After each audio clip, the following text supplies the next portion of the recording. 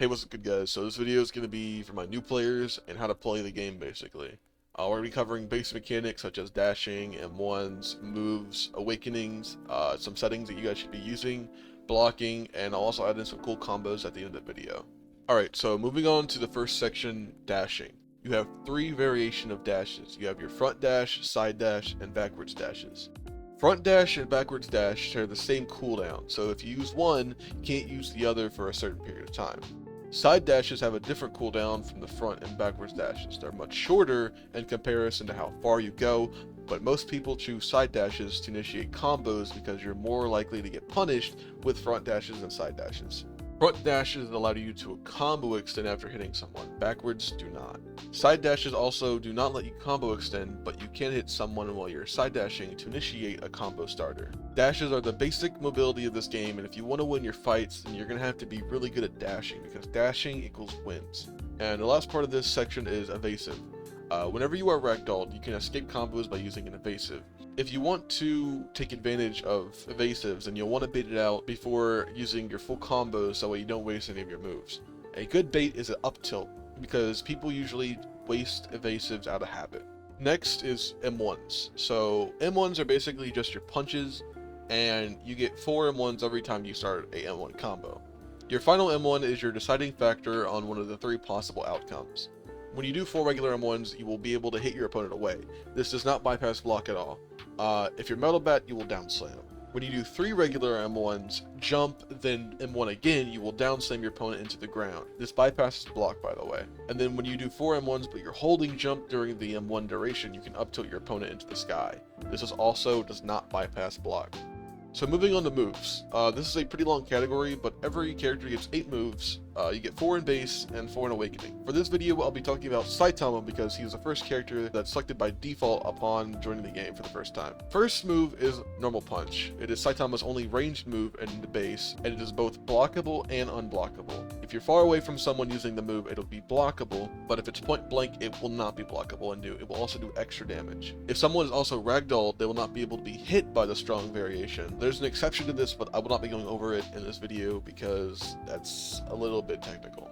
Next is consecutive punches. This is Saitama's only true blockable move. It's pretty basic and is a combo extender. Shove is Saitama's next unblockable move. This is a combo extender, and it also has a fun technique that knocks your opponent into the ground. To initiate this technique, you'll need to do 3 M1s, shove, and while you're in the shove animation, you are going to spam your last M1 to knock your opponent into the ground. This is helpful to extend moves into uppercut. And the final base move is uppercut. Uppercut is an extender and unblockable move as well. You can extend with front dash or side dash. It is preferred to use side dash to extend because it lets you front dash when you're extending with shove.